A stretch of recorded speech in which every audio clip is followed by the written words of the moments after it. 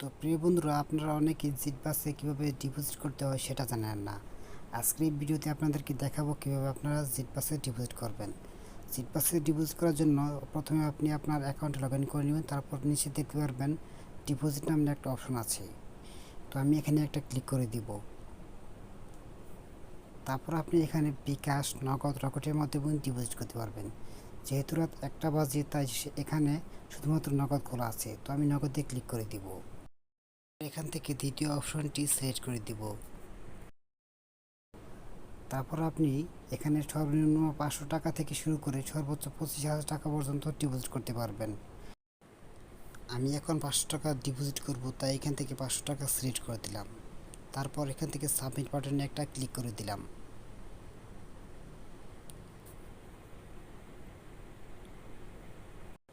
আপনাদের সামনে এরকম একটি নাম্বার দেওয়া থাকবে, আপনারা সেই নাম্বারটি কপি করবেন।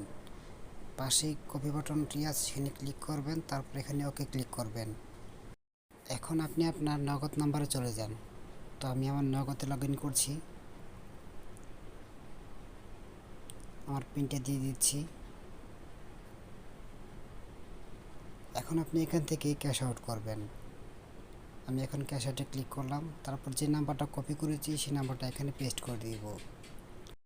এখানে আপনাকে অবশ্যই নাম্বারের আগে শূন্যটা বসিয়ে নিতে হবে। তো আমি শূন্যটা বসিয়ে নিলাম।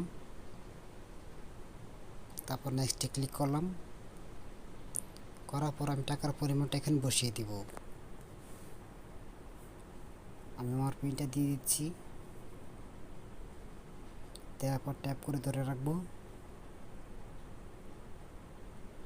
এখন এখান থেকে একটা স্ক্রিনশট নিতে হবে। তারপর এখানে যে ট্রানজ্যাকশন আইডিটা আছে সেটা কপি করতে হবে। তো এখানে আমার কাজ শেষ। আমি আমার সেই অ্যাপে চলে যাব। তো অ্যাপে আসার পর আমরা যে ট্রানজ্যাকশন আইডিটা কপি করলাম সেটা এখানে পেস্ট করে দিব। তো আমি এখানে প্রেস করে ধরে রাখলাম, পেস্ট করে দিলাম। তারপর এখানে যে চুজ ফাইল অপশন আছে, সেই চুজ ফাইলে একটা ক্লিক করবেন। আমরা যে স্ক্রিনশটটা নিয়েছি সেটা এখানে সিলেক্ট করে দিব। তারপর এখান থেকে আমরা সাবমিট বাটনে একটা ক্লিক করে দিব। তো তারা আমাকে সর্বোচ্চ 90 মিনিটের মধ্যেই তাই সেই টাকাটা ডিপোজিট করে দিবে। তো সর্বোচ্চ 1 থেকে 2 মিনিটের মধ্যে তারা টাকাটা ডিপোজিট করে দেয়। আর এখানে আর একটি কথা হচ্ছে, আপনি যে নাম্বার দিয়ে অ্যাকাউন্ট করবেন সেই নাম্বার থেকে আপনাকে ডিপোজিট করতে হবে। তো এখন আমি মাই অ্যাকাউন্টে ক্লিক করলাম, একটু রিফ্রেশ করি। তো দেখুন আমার টাকাটা চলে এসেছে।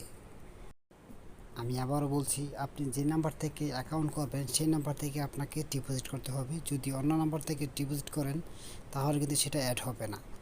ভিডিও এই পর্যন্তই। পরবর্তীতে কোনো নতুন ভিডিওতে দেখা হবে।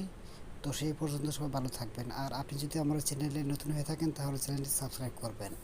এই বিষয়ে যদি কোনো প্রশ্ন থাকে তাহলে কমেন্টে জানিয়ে দিবেন।